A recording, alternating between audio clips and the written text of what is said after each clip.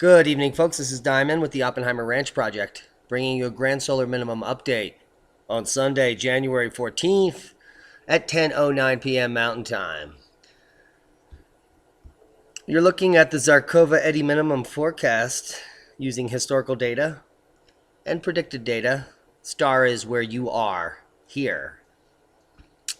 And the solar minimum forecast is descending with ever increasing, and 2025 looks bleak. 2030 to 2035 is flattening out, and we're in no man's land past that.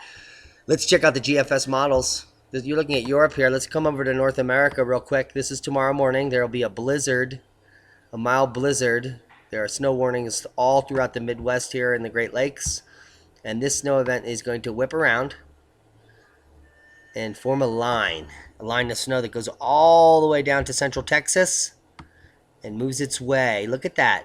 Mississippi and Louisiana, maybe Alabama, a little bit of snow. And this is going to go up the coast here and have a major effect in the Philadelphia, New York area.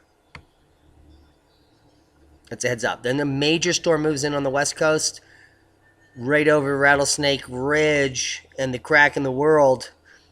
And the future forecast, look at this major yellow here in the Sierras. The forecast is for up to 7 to 10 feet of snow in the next 7 to 10 days in the Sierras. That's a heads up. There's another storm, boom, and that's the big one.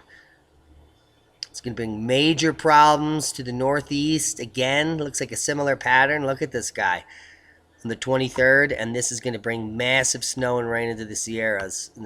Look at that. Let's move over to Europe. This is the storm we're going to be talking about later. It comes in as all rain tomorrow here in England, and then turns to snow. Look at the isobars. A lot of wind and snow with this one. And then also here in the Alps, tons of snow in the Alps. There's going to be more avalanche problems in the next few days. We'll be reporting on them in 2 days. This looks like 10 feet of snow in the Alps over the next 48 hours. And that's a heads up. Speaking of snow and ice, we're going to do a quick flyby in Cape Cod. This is what your future looks like if you're in the Northeast. And this is just a sampling of the sea ice that will be piling up on your shores in years to come, as sea ice becomes a normal sight for most of the year. Now, this ice is going to build so thick at some point in the near future that these big slabs will be laying up on the beach into midsummer. It'll be an interesting scene. You can go up to New England and lie on an ice slab while you sunbathe. That's a grand solar minimum heads up right there. And that is a boom. Or a boom, depending on which angle you look at it at. Ice jams cause flooding in the Northeast as more cold and snow looms. This is a great article from ABC. Covers everything. Here are waves of cold Sunday at 7 a.m. The entire Northeast will be boomed. Totally, right into the side of the building kind of boom. Check that out. Minus 16 in Minnesota, 7 in Washington, D.C. Sunday morning. And then that snow that we just checked out on the GFS is going to move Monday through Chi-Town, Indy, Detroit, Kansas City, Joplin. Here's Monday morning. There's cold everywhere. Minus 35 Bismarck, minus 26 Pierre, minus 17 Des Moines, minus 19 Minneapolis. Saranac Lake, does that say minus 11? Boom! Side of a building, grand solar minimum, boom. Erie, minus 2. Here is snow as far south as Corpus Christi and Houston on Tuesday at 7 a.m. That's an icy mix from hell that's going to move over towards Florida.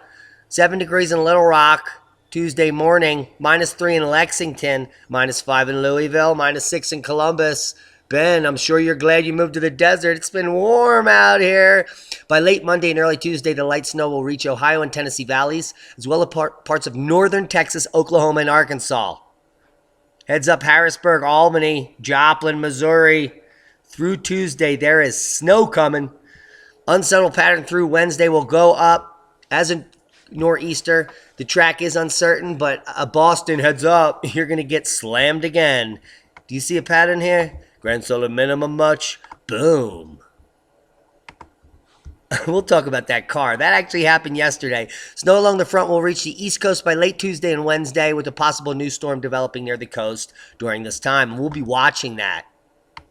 Could be a huge nor'easter that dumps about a foot of snow in the Washington, D.C. to Boston corridor. Now look at this guy. He is really looking concerned. A tale of two Britons. UK weather will bring 3 days of hail and snow to Britain this week, but some parts will be hotter than Istanbul. I don't know what. This is the year of comparisons. 11C in the southwest, 3C in Scotland and Northern Ireland, where the snow will be. Snow and ice. It's a heads up, mates. Leave you links to all these. Extreme cold claims 65 lives in mid-Tarai in the Himalayas. This is where they know about cold, in the Himalayas, for God's sakes. The bone-biting cold has claimed 65 lives in the mid-Tarai in the last 3 weeks. 26 succumbed to the cold in Saptari, while 17 died in Rotahat, 9 in Parsa, 7 in Sarah, 6 in Danusha. And that is a grand solar minimum Himalaya. Boom. I'll leave you links. Mayon volcano alert raised to 3. Lava flow observed. Great picture coming from the watchers. I'll leave you links to this. Following the first eruptions of Mayon, the volcano, since 2014 on Saturday, January 13th, the Philippine Institute of Volcanology, PHIVOLCS, has raised the alert from 1 to 2 to 3 on Sunday. This means Mayon is exhibiting relatively high unrest, and that magma is at the crater, and that hazardous eruption is possible within weeks or even days. Now, we said yesterday that they evacuated the residents of this island to the neighboring island. We said that that's a stupid idea. Based on the uptick in activity on this volcano here. Let's get a close-up. In just the last 48 hours, the entire island has been covered in pumice and ash and sulfur dioxide. All the vegetation has been singed and or burned, about 80% of it. And it looks as if this baby is about to blow in a big way. There's a pumice shot. And there it is just yesterday. Almost completely covered in pumice and ash. Now, good news, the Papua New Guinea authorities have ordered the evacuation of 3,000 people from Beam Island amid fears of a volcanic eruption. They must have watched our update yesterday, and thank goodness they did, because the Prime Minister directed national resources to neighboring Kadivar Island. Beam Island is only 12 kilometers west of it, where giant plumes of ash and cloud forced 700 people to be evacuated in the past week. The Prime Minister's office warned tremors from that volcano posed a tsunami risk to the mainland's north coast and surrounding islands, including Beam and nearby Erupts Island, where evacuees from Kadivar had been sent. So they're going to get those people out of harm's way, far away from this baby that's about to blow. We'll do one more run by here. We don't want to take up too much time, but this is just good stuff to look at. This is a volcano that has, legend says, historically erupted during the Dalton minimum in 1814.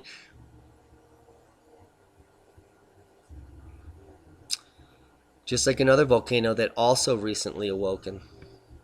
Wonder if we see a pattern here. Does anyone see a pattern? Let's talk about volcanoes worldwide.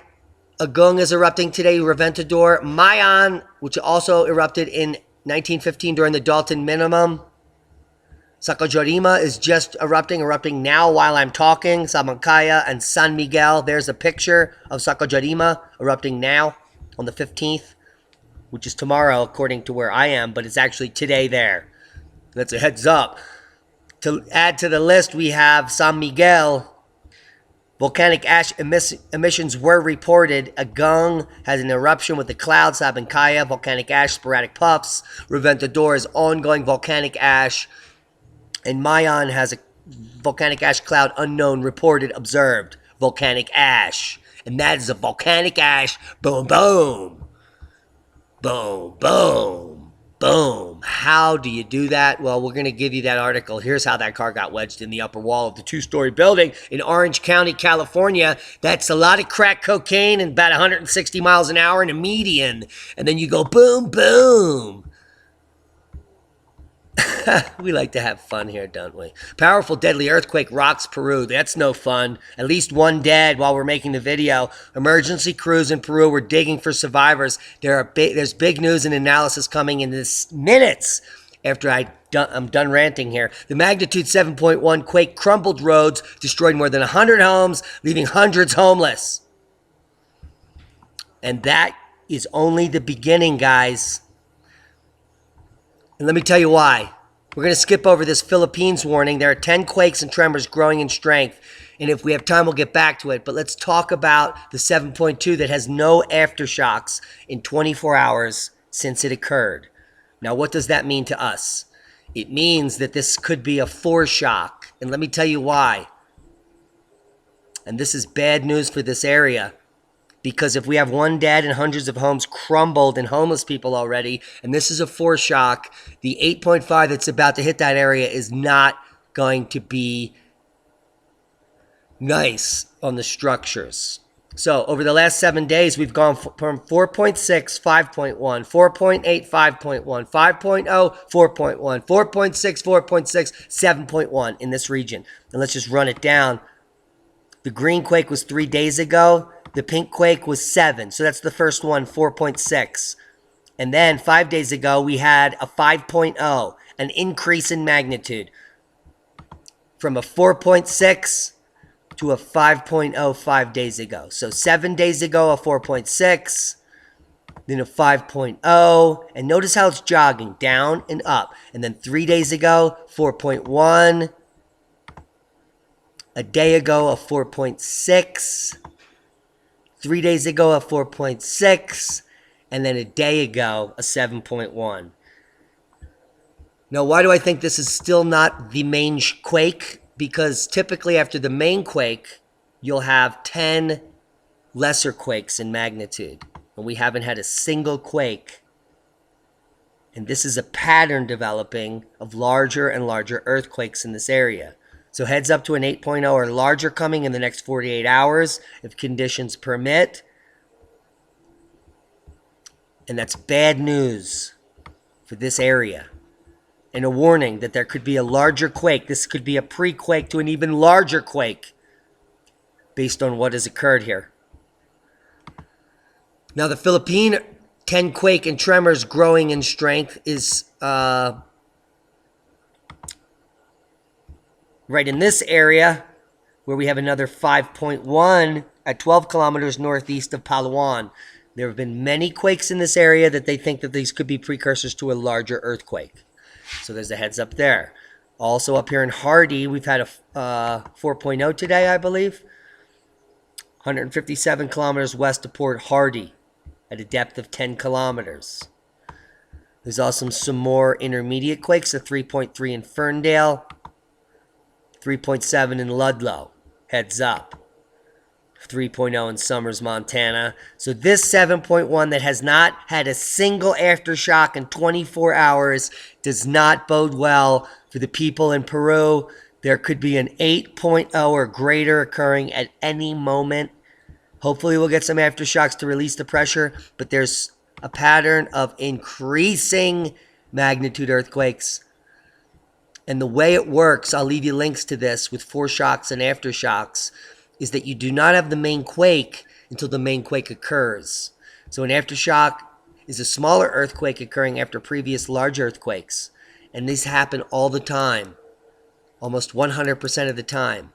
So if you have a 7.0, you're looking for 10 6.0s within the next day, and then 100 5.0s the day after, and 1,000 4.0s the day after that. And there's nothing has happened in 20 hours since the 7.1. Nothing. Bad news for Peru. Let's leave you on some good news. A couple things I want to talk about before we end the video. It's a great resource for new people joining our channel that is very comprehensive. Lots of stuff that you can learn about solar cycles, sunspots, solar flares, the global climate, and the evolution of human consciousness. This is coming from lunarplanner.com. The solar maxima is over. We are now entering a solar minima. Learn about climate change, the potential of the coming mini ice age. and much, much more. If you come look at this, here we are at the bottom of solar cycle 24 going into 25 and 26, which are going to bring us to levels before the Dalton minimum all the way back here into the Maunder minimum in just 11 years or so. And this is coming from the work of Zarkova, the Eddy minimum forecast. I'll leave you a link to this down below. You can see the stars exactly where we are, and this is what we have to look forward to in the future of decreasing double dynamo amplitude in our sun. Now, this is going to decrease the total solar irradiance that our planet receives from this point forward for the next decade, multi-decadal period. At the same time, the Earth's magnetosphere is waning. At the same time, galactic cosmic rays are increasing. Increased earthquakes and volcanism are going to be occurring on the Earth and the planet. Temperature fluctuations are going to vary epically, causing crop failure, food shortages, increased food prices, and famine. This is coming from all angles of science. So you want to bone up on what's going on, because the past is the key to the future, and the future is filled with lots of good information that we can make predictions. We've been very good with our predictions for the last 5 years moving forward. So if you want to get yourself familiar with some things, this is a great resource to come look at.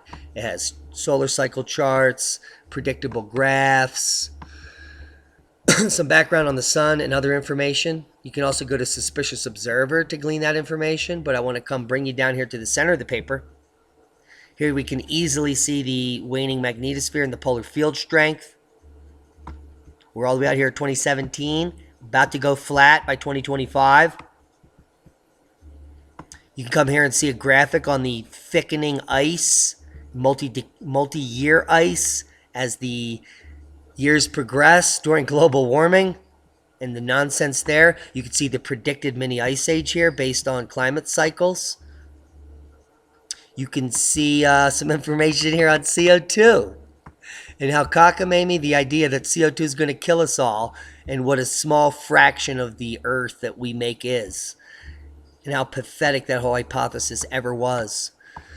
You can learn about solar cycle 24 and where we're headed.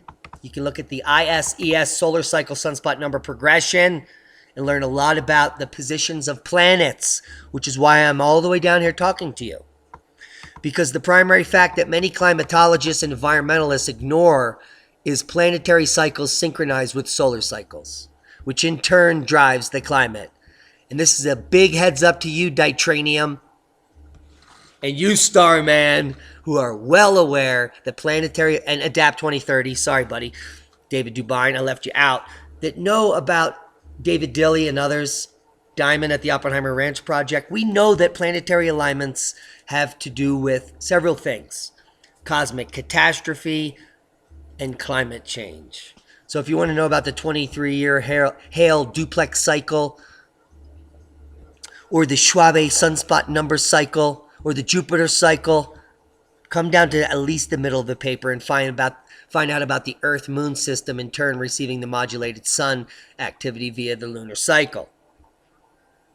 Learn a little something. Dive into these links. If you don't know where all these links are that I spend hours providing you in each video, down in the bottom left below the video, there are gray letters that say "Show More" in all caps. Click on that and unveil the truth. Now, guys, if you have not subscribed to Ice Age Farmer, you're missing out. He only has 3,000 subscribers, and we have 13,000. So 10,000 if you should come over here and subscribe to my partner here, my partner in crime. You know, we've been working on this diligently and tirelessly, and his reporting is getting better and better.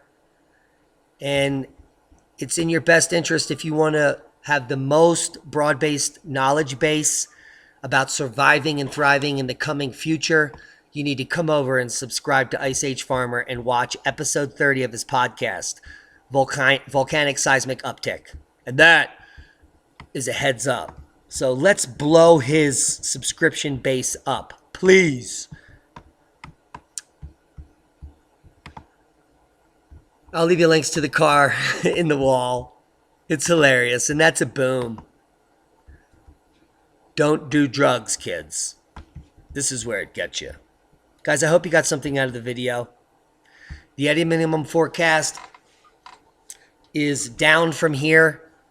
Most of us in our lifetime will not see it warmer than we've ever seen it in the early 2000s.